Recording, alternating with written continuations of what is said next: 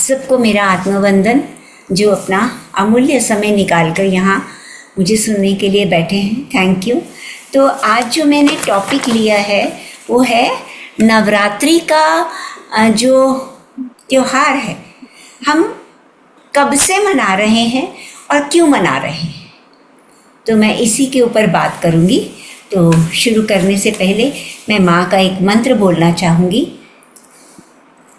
सर्वमंगल मांगल्ये शिवे सर्वार्थ साधिके शरण्ये त्र्यंबके गौरी नारायणी नमोस्तुते, नारायणी नमोस्तुते, श्री नारायणी नमोस्तुते। इस मंत्र का मतलब है, हे गौरा माँ, आप ही सबका मंगल व कल्याण करने वाली हैं। हे शिवे, आप ही जीवन का उद्धार करने वाली हैं। आपकी शरण में आने से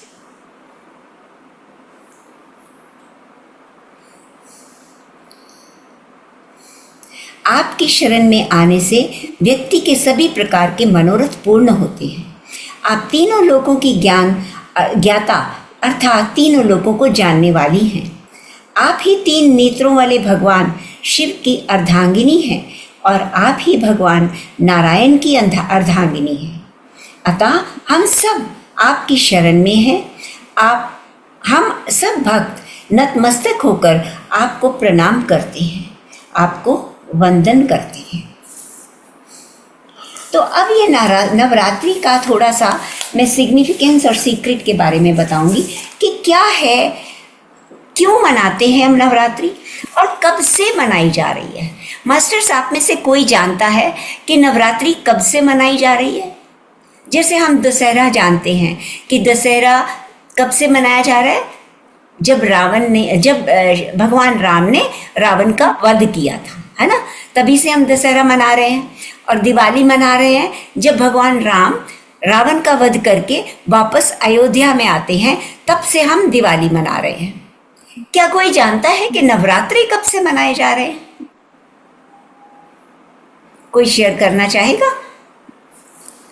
तो चलिए, नवरात्रि जी, राक्षसों का मर्दन करने के लिए जब सभी इन्होंने देवताओं ने अपनी शक्तियां इकट्ठी करी थी, जब दुर्गा माँ का वो करा था, सबने अपने हथियार दिए थे। वो तो जी, आप उनकी उत्पत्ति के बारे में बता रहे हो कि दुर्गा जी की उत्पत्ति कैसे हुई?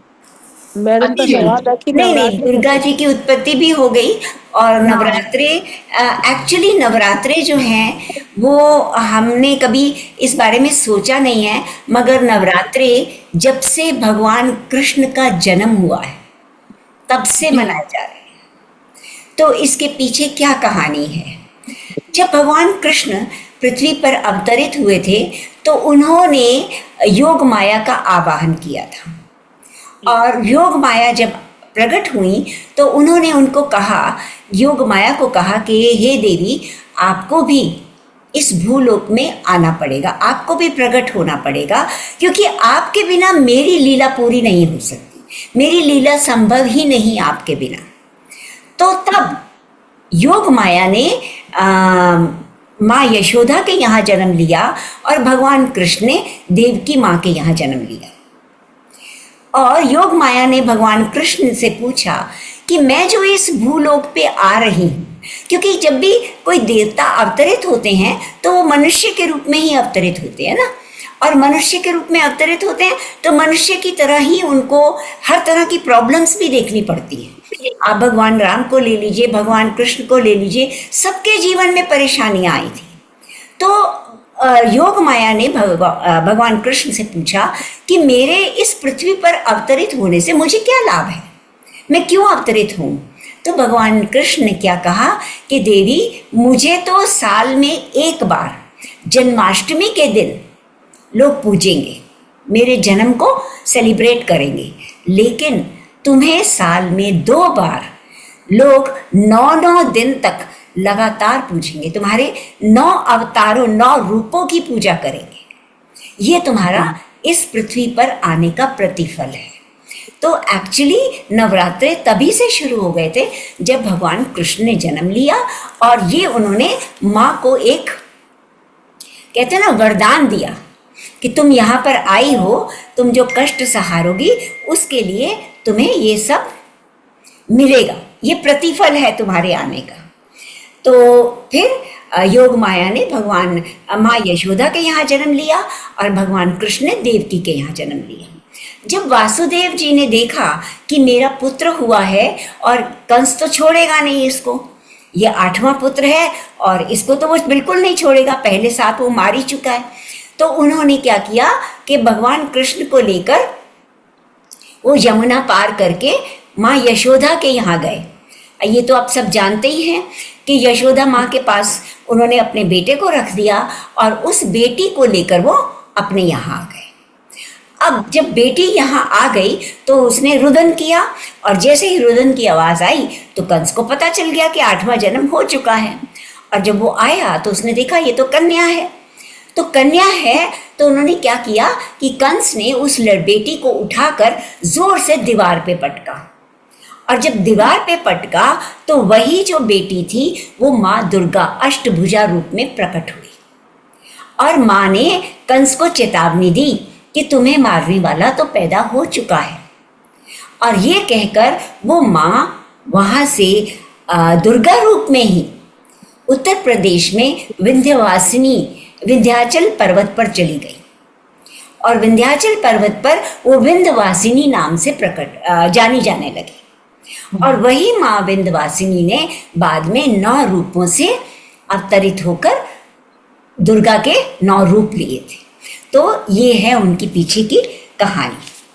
और वो 9 रूप तो आप सब जानते ही हैं, शैलपुत्री है, ब्रह्मचारिणी है, चंद्रघंटा है, कुष्मांडा है, स्कंद माता है, कात्यायनी है, कालरात्रि है, और महागौरी और सिद्धिदात्री है।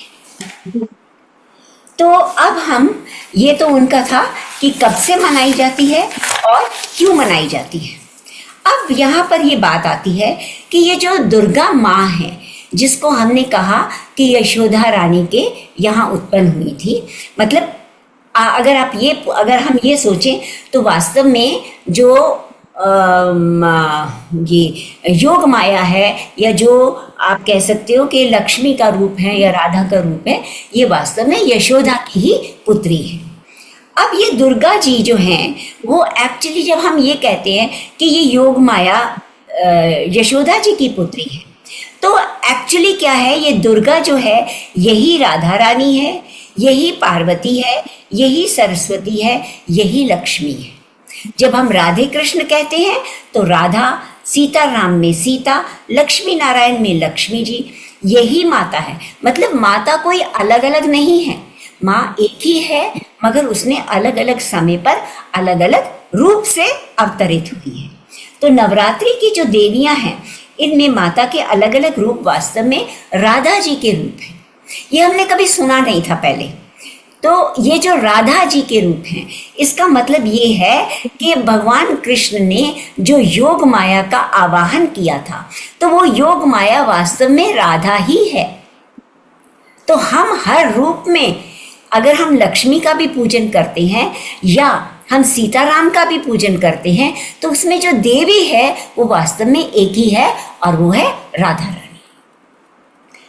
और इसको हम 9 दिन मनाते हैं, और यह हमें पता ही है कि साल में 2 बार आता है, एक बार चैत्र मास के शुक्ल पक्ष में और दूसरी बार अश्विन मास के शुक्ल पक्ष में। और आपको ये भी मालूम है कि सभी त्योहार, भारत में जितने भी त्योहार हैं, एक दिन ही मनाए जाते हैं ज़्यादा से ज़्यादा। दिवाली को हम 2 दिन मना लेते हैं, छोटी दिवाली और बड़ी दिवाली कह के, लेकिन एक नवरात्रि ही ऐसा त्योहार है जो लगातार 9 दिन पूजा जाता है। और एक्चुअली इसमें क्या होता है कि इस त्योहार के प्रारंभ में कलश की स्थापना की जाती है। अब ये कलश की स्थापना आपने देखा होगा कि जब हम नवरात्रि की पूजा करते हैं तो उसमें कलश रखा जाता है ना। तो कलश की स्थापना के पीछे क्या है कि एक्चुअली इस त्योहार के शुरू में ही परमात्मा शिव जो हैं वो इस कलयुग की रात्रि में आकर भारत की कन्याओं को और माताओं को शक्ति स्वरूपा बनाकर उनके बुद्धि रूपी कलश में ज्ञान भरकर उन्हें ज्ञान कलश प्रदान करते हैं। हम सिर्फ एक वो बना लेते हैं सिस्टम, हाँ जी मेरे पीढ़ियों दर पीढ़ियों ये चल रहा है कि कलश रखा जाता है, पानी भरा जाता है, उसके ऊपर नारियल रखा जाता है, लेकिन वो वास्तव में कलश क्या संबोधित करता है? वो कहते हैं परमात्मा शिव जो है इस कलयुग में भारत की कन्याओं एवं माताओं को शक्ति स्वरूपा बनाकर, यानी हर लड़की, हर माँ, हर औरत, हर स्त्री जो है वो एक्चुअली माँ ही है। वो दुर्गा रूप कह लो या कोई भी रूप कह लो, वो एक्चुअली माँ ही है। वो माँ को शक्ति स्वरूप बनाकर उनके बुद्धि रूपी कलश में ज्ञान भरकर उन्हें ज्ञान कलश प्रदान करते हैं, जिससे मनुष्य का अज्ञान रूपी अंधकार नष्ट होता है। इन दिनों हम अखंड दीप जलाते हैं, जागरण करते हैं। इसका क्या मतलब है? ज्ञान अमृत से आत्मदीप जलाना। जो हम अखंड दीप जलाते हैं वो क्या है? वो वास्तव में क्या है? ज्ञान अमृत से आत्मदीप जलाना। वो जो कलश है वो वास्तव में क्या है? ज्ञान का दीपक है। उससे हम अपनी आत्मा के दीपक को, आत्मरूपी दीपक को अखंड रूप से जलाते हैं, माने जागृत करते हैं। जलाने का मतलब क्या है? जागृत करते हैं कि हम पहचाने कि हम क्या हैं। हम सिर्फ एक देवी की मूर्ति को नहीं पूज रहे हैं, हम देवी की शक्ति को पूज रहे हैं। और वो शक्ति हर मनुष्य में है, कोई पुरुष हो या स्त्री हो, सभी में स्त्री तत्व होता है और सभी में पुरुष तत्व होता है। सिर्फ शरीर का रूप अलग अलग है, लेकिन सभी में पुरुष और स्त्री तत्व होता है। हम लोगों में स्त्री तत्व ज्यादा है और जो पुरुष के रूप में आए हैं उनमें पुरुष तत्व ज्यादा है, लेकिन दोनों रूप सभी में हैं। तो वो कहते हैं कि इन दिनों में हम जो दीप जलाते हैं वो वास्तव में आत्मदीप को जगाना है। कलयुग की रात्रि में उस दीपक को अखंड जलाकर हमें अपनी आत्मा की जागृति करनी, आत्मा को जगाना है। और देखिए इन दिनों में हम व्रत रखते हैं, बहुत सारे नियमों का पालन करते हैं। हम सुबह सुबह उठेंगे, नहा धो के मंदिर साफ करके पूजा करेंगे, अखंड दीप जलाएंगे, ये सारे नियमों का हम पालन करते हैं, उपवास रखते हैं। अब ये इसका क्या मतलब है कि हम असुरों को खत्म करने के निमित्त पवित्रता का व्रत और जीवन में श्रेष्ठ आचरण के नियम और संयम धारण करते हैं। ये जो हम व्रत करते हैं, कई नियमों का पालन करते हैं कि इन दिनों में नॉनवेज नहीं खाना ना, इन दिनों में किसी को गलत बातें नहीं करनी, फिजूल में गप्पे नहीं लगानी है ना, और ब्रह्मचर्य का व्रत का भी हम पालन करते हैं। तो वो हमें क्या बताता है कि एक्चुअली हम इन दिनों में जीवन में श्रेष्ठ आचरण के नियम, हमें अपना आचरण, हमें अपना व्यवहार कैसा रखना चाहिए, उसके प्रति हम संयम धारण करते हैं। आपने देखा होगा इन दिनों में कोई भी परिवार में गलत गाली गलौच नहीं करते ना, कोई बहस नहीं करते। ये कहा जाता है कि ये दिन बड़े पवित्र हैं, माँ की पूजा है और हमने दीप जलाया हुआ है, तो इसलिए कोई भी गलत भाव से कोई बहस वगैरह नहीं होती। तो वो हमारे ऊपर क्या करता है? उससे हमारे अंदर संयम आता है। वो जो 9 दिन लगातार हम कोई भी ऐसी बात नहीं करते, तो वो हमारे अंदर क्या पैदा करता है? संयम, पेशेंस। शुद्ध हम शाकाहारी भोजन या करते हैं, उपवास के द्वारा परमात्मा की तरफ निवास करने वाली हमारी बुद्धि का वास बना रहे। इन दिनों में हम क्या करते हैं? आपने देखा होगा हर घर में आज इस दिन पहला नवरात्रा मनाया जा रहा है, किसी के घर में दूसरा नवरात्रा मनाया जा रहा है, मतलब कीर्तन, पूजा, इस तरह के कार्यक्रम चलते रहते हैं। तो वो लगातार 9 दिन करने से का मतलब क्या है कि हम भगवान के नजदीक जितना हो सके, भगवान की जितनी ज्यादा देर हम पूजा पाठ करेंगे तो हमारा जुड़ाव भगवान से बनेगा ना। तो इससे हमें क्या बनता है कि हमारी एक आदत बन जाती है।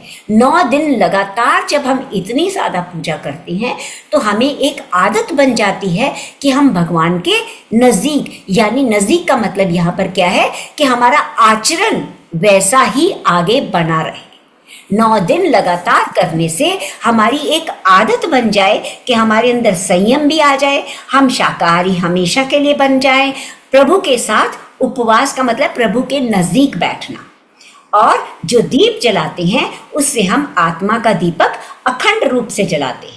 ये दीपक की शक्ति का दिया है, प्रेम का दिया है और रहम का दिया है। फिर हम व्रत करते हैं, यानी क्या कि हम संकल्प करते हैं कि हमें फलाहारी बनना है।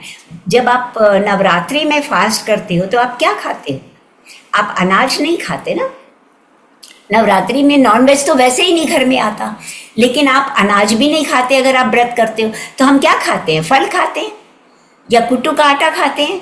तो वो कहते हैं कि इससे हमें ये समझ आती है कि धीरे धीरे हमें भोजन, अन्न की जगह फलाहारी बनना है, ताकि हमारी बुद्धि देवी के साथ जुड़ी रहे। तो मास्टर्स, देवी के साथ जुड़ने के लिए हमें फलाहारी से क्या फायदा है? माने हम जितना पेट को ठूस ठूस कर भरेंगे तो हम आलसी बनेंगे। आलसी बनेंगे तो हम वो जो थोड़ी देर के लिए पूजा करते हैं ना, उसी में सेटिस्फाइड रहेंगे। लेकिन अगर हम फलाहारी बनेंगे या कम खाना खाएंगे, कुछ लिमिट कर देंगे, तो हमारा ध्यान हमेशा कीर्तन भजन में लगा रहेगा। हम भजन करते हैं क्योंकि हमारा मन देवी के साथ जुड़ा रहे। माँ को असुर संहारी दुर्गा भी कहते हैं, क्योंकि माँ ने असुरों का संहार किया था, तो इसलिए माँ को असुर संहारी दुर्गा भी कहते हैं। जिन्होंने भगवान शिव से शक्ति पाकर असुर शक्ति का संहार किया और देवी शक्ति की स्थापना की। देवी दुर्गा को भौमासुर मर्दनी भी कहा गया है। भौमासुर आप सब जानते हैं, जिसको हम वो भी कहते हैं महिषासुर, है ना।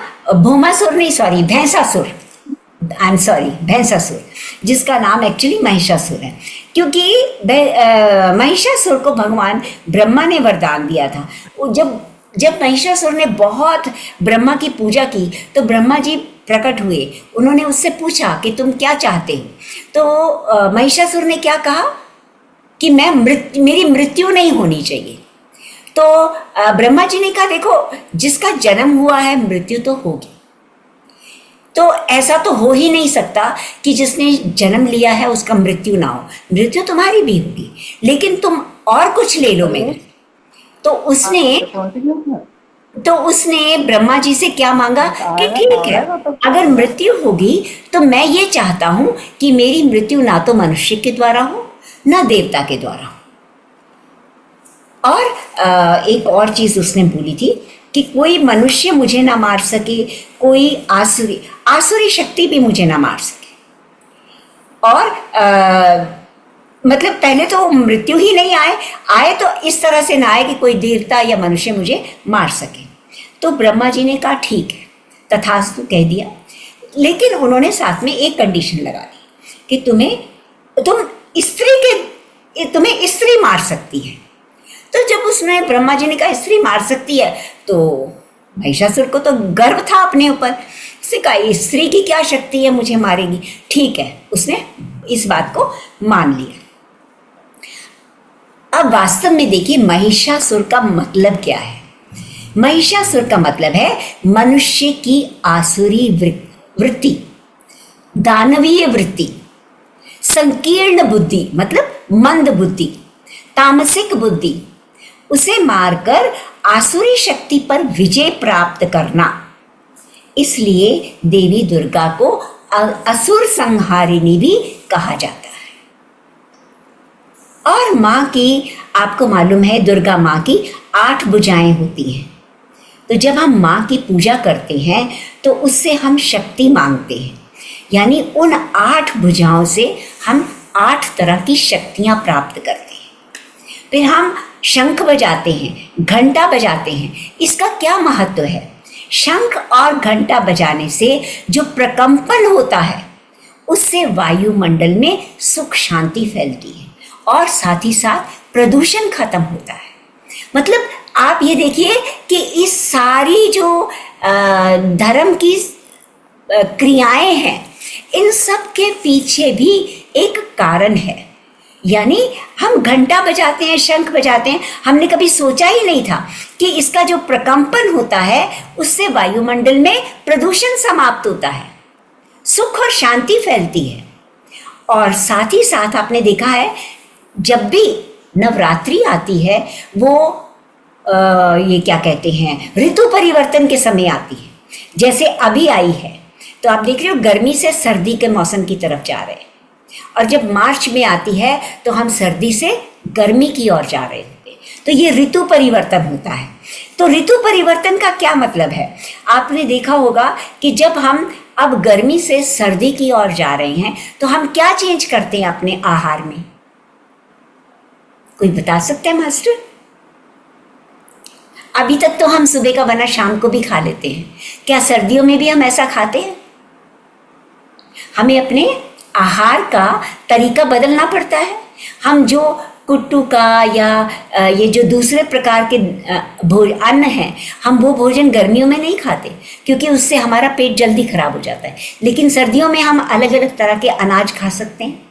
तो ये ऋतु परिवर्तन के साथ साथ हमारी जो आहार शैली है वो भी बदल जाती है। तो इन दिनों में जो ऋतु परिवर्तन आता है हम अपने आहार में परिवर्तन कर सकते, आसानी से कर सकते हैं। माने हमारा टेस्ट अपने आप उस तरीके से बदलना शुरू हो जाता है। आपको मालूम है कि जब हम नवरात्रे आते हैं तो हम पहले 3 दिन दुर्गा की पूजा करते हैं। दुर्गा माँ किसे क्या प्रेरणा मिलती है? उनकी अष्टभुजाएं हैं, उनसे हम शक्ति मांगते हैं। किस किस तरह की शक्ति? हम शक्तिशाली बनते हैं, सहन शक्ति मिलती है, हमें सामर्थ्य शक्ति मिलती है, और परिस्थितियों में को जीवन में जीतने की शक्ति मिलती है। हमारे ऊपर कई तरह की प्रॉब्लम्स आती है। आपने देखा होगा कि एक परिवार में एक स्त्री ही ऐसा करेक्टर है, एक ऐसा चरित्र है कि जब भी जैसी भी परिस्थिति आती है वो किसी को टेंशन में नहीं आने देती। वो उस टेंशन को पहले अपने ऊपर ले लेती है, किसी को बताने से पहले भी उस टेंशन को अपने ऊपर ले लेती है कि परिवार के सदस्यों को अभी ना बताया जाए, और जब बताती है तो काफ़ी हद तक उसका हल सोच के बताती है। तो इस दुर्गा माँ से हमें सहन शक्ति भी मिलती है, सामर्थ्य शक्ति भी मिलती है, और साथ ही साथ परिस्थितियों को जीतने की शक्ति भी मिलती है कि किस प्रॉब्लम का सल्यूशन कैसे निकाला जाए। तो पहले 3 दिन हम दुर्गा की पूजा करते हैं, अगले 3 दिन जो हैं हम महालक्ष्मी की पूजा करते हैं। हम सबको मालूम है कि जीवन जीने के लिए सिर्फ पूजा पाठ से काम नहीं चलता, हमें धन भी चाहिए। और धन, हम ये नहीं कह सकते कि अगर तुम अध्यात्म में आ गए हो तो धन की क्या आवश्यकता है, क्योंकि शरीर स्वस्थ होगा, शरीर के पास कंफर्ट होंगे तो हम पूजा पाठ भी आसानी से कर सकेंगे। तो धन तो चाहिए, लेकिन जब हम स्पिरिचुअलिटी में आते हैं, हम माँ लक्ष्मी की पूजा करते हैं, तो हम जो धन कमाते हैं ना, वो उसमें ज्ञान धन ज़्यादा होता है। हम ज्ञान धन पाने की कोशिश करते हैं, यानी ऐसा धन जिसका रिसोर्स, जिसका स्रोत ऐसा हो कि हमें पैसा कमा के दुख ना मिले, हमें हमारे परिवार को कष्ट ना आए। पैसा कमाने के बहुत सारे तरीके हैं। हम गैरकानूनी ढंग से भी पैसा कमा सकते हैं, अपनी मेहनत से भी कमा सकते हैं, लेकिन जब हम माँ लक्ष्मी की पूजा करते हैं तो हमारे पास ऐसी बुद्धि आती है कि उसमें हम ज्ञान धन पाने की प्रार्थना करते हैं, संयम धन पाने की प्रार्थना करते हैं। ये सारे धन हैं, पैसा अलग है, वो पैसा भी धन है, आर्थिक रूप में वो भी चाहिए, लेकिन उसका रिसोर्स हमें समझ आता है कि हम इस तरीके से कमाएं कि वो पैसा हमारे परिवार की उन्नति के लिए, सेहत के लिए काम आ सके। और दूसरा धन हमें क्या चाहिए? ज्ञान धन। हम सिर्फ पैसे के पीछे नहीं भागते, हम ज्ञान भी चाहते हैं। तो हम ऐसे लोगों को चुनते हैं, ऐसे लोगों के बीच बैठते हैं जहाँ से हम आध्यात्मिक ज्ञान प्राप्त कर सकें। संयम धन पाते हैं। संयम मीन्स पेशेंस। कोई मुसीबत आ गई है तो हम घबराए नहीं, हमारे अंदर संयम बना रहे, तो अच्छाइयों का धन पाने की प्रार्थना करते हैं। और जो नेक्स्ट 3 दिन होते हैं, देखिए, पहले 3 दिन दुर्गा पूजा जिसमें हम शक्ति पाते हैं, दूसरे 3 दिन महालक्ष्मी की पूजा जिसमें हम ज्ञान धन पाते हैं, और लास्ट के 3 दिन हम सरस्वती माँ की पूजा करते हैं। सरस्वती माँ क्या प्रदर्शित करती है? वो ज्ञान की देवी है, विद्या की देवी है। तो वो हमें क्या बताती है कि ज्ञान धन पाना है और ज्ञान धन बांटना है। अब देखते हो कि जो भी हम, आप लोगों में से भी बहुत सारे लोग कई बार कई सेशन लेते होंगे, जो आपने कहीं से सीखा वो अपने ग्रुप में आके सबको बताते हैं। जैसे आज मैं जो थोड़ा बहुत मैंने सीखा वो मैं आप लोगों के साथ शेयर कर रही हूँ। ये होता है ज्ञान धन। इस ज्ञान धन को कमाना है, यानी किताबें, स्पिरिचुअल बुक्स पढ़ के, आपस में एक दूसरे के साथ ज्ञान बांट के। तो जो भी ज्ञान हमें मिलता है उस ज्ञान को सब में बांटना। और अब जी हमने 3 देवियां तो कह दी, लक्ष्मी देवी भी कह दी, सरस्वती देवी भी कह दी, और हमने दुर्गा देवी भी कह दी। लेकिन वास्तव में ये 3 देवियां कोई अलग अलग नहीं है, एक ही देवी है जो हम अलग अलग रूप में पूजते हैं।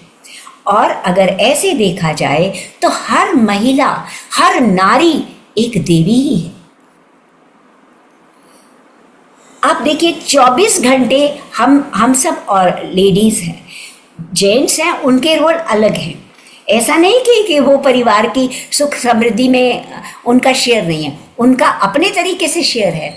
एक महिला जो है वो एक देवी का स्वरूप ही है, और 24 घंटे में हर औरत, हर स्त्री देवी के 9 रूप धारण करती है।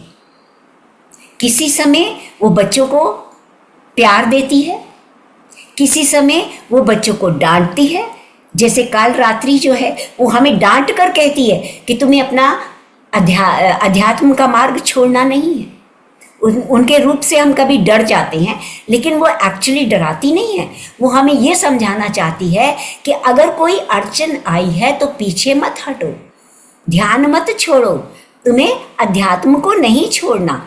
तो वो यही बताती है कि हर महिला अपने परिवार में 24 घंटे में 9 तरह के रूप धारण करती है। कभी वो दुर्गा माँ बन जाती है तो कभी वो संतोषी माँ बन जाती है। यानी अगर पैसे की कमी आ गई तो वो अपने परिवार में किसी को टेंशन नहीं लेने देती। वो जो थोड़ा बहुत भी अपना जमा करती है ना, वो उस समय सारा निकाल के आगे रख देती है। कोई बात नहीं, इससे भी हमारे काफ़ी दिन निकल जाएंगे। तो ये उसका संतोषी रूप है, वो सबको संतोष देती है। और कभी वो काली भी बन जाती है। अगर परिवार के ऊपर कोई संकट आने वाला होता है, उसको महसूस होता है, तो वो सबसे आगे आके सारे परिवार को पीछे अपनी शैडो में छोड़ लेती है और खुद काली के रूप में आगे आ जाती है। और कभी वो सरस्वती भी बन जाती है। सरस्वती का मतलब सिर्फ ये नहीं कि जो पढ़ा लिखा है वही सरस्वती होता है। सरस्वती का मतलब है कि एक्सपीरियंस, हमारे जो अनुभव हैं उनका भी जो हमें ज्ञान होता है वो भी एक सरस्वती का ही रूप है। तो वास्तविक रूप से देवी तो एक ही है, लेकिन अलग अलग समय पर अलग अलग रूप धारण कर लेती है। इसीलिए हम 9 देवियों के रूप में उनकी पूजा करते हैं। हमें देवी की 8 भुजाएं दिखाई देती। 8 भुजाएं माने अष्ट शक्तियां, जिसमें सहन शक्ति, समाधि शक्ति, परख शक्ति, परखने की शक्ति, निर्णय शक्ति, फैसला लेना, सामना करने की शक्ति, संयोग शक्ति। आपने देखा होगा सामना करने की शक्ति में कि अगर बच्चे के ऊपर कोई आंच आ रही है, कोई उसके बच्चे को कोई धमकी दे रहा है, तो वो पहले आगे आके खड़ी हो जाती है। मुझे बताओ मेरे बच्चे ने क्या किया, मैं अपने आप संभाल लूंगी। वो बच्चे को फेस नहीं करने देती। या पति के ऊपर कोई परेशानी आ रही है तो उसको 100 तरह के हल बताती है कि तुम ऐसे भी कर सकते हो, ऐसे भी कर सकते हो। तो वो क्या बन जाती है उस समय? परख शक्ति, परखने की शक्ति आती है उसमें। निर्णय शक्ति ले सकती है, सामना करने की शक्ति है, संयोग शक्ति है, विस्तार शक्ति है और ज्ञान शक्ति है। ये हैं माँ दुर्गा के 9 रूप जो हर स्त्री में दिखाए जाते हैं। और फिर हमें अष्ट अलंकार भी दिखाए जाते हैं। अलंकारों से, अस्त्रों से, शस्त्रों से आसुरी वृत्ति का संहार, ये अलंकार स्वयं परमात्मा के दिए हुए हैं। ज्ञान और योग और माँ के हाथों का चक्र, माँ के हाथों में चक्र होता है। ये चक्र क्या है? पवित्रता का प्रतीक है। इन 9 दिनों में हम पवित्र रहते हैं। पवित्र माने किसी भी तरह की वासना नहीं, ये न खाने के प्रति, न शरीर के प्रति, न कपड़ों के प्रति, न ही दोस्ती के प्रति। हम बिल्कुल पवित्रता में रहते हैं, ब्रह्मचर्य का पालन करते हैं, सात्विक खान पान रखते हैं, ताकि हमारे अंदर किसी भी तरह की आसुरी वृत्ति ना आए। ये जितनी भी देवियां हैं, आपने देखा है, ये सारी देवियां कन्या का रूप है। कन्या होने के बावजूद भी हम इनको माँ कहते हैं। क्यों कहते हैं माँ? आप छोटी छोटी बच्चियों को आप अष्टमी के लिए बुलाते हो, नवदुर्गा, दुर्गा पूजन के लिए बुलाते हो, तो आप उनको माँ कह के बुलाते हो। क्यों? क्योंकि माँ जो है वो करुणामयी होती है, इसलिए, और वो दयालु होती है, और वो बच्चों की सब गलतियाँ माफ़ कर देती है।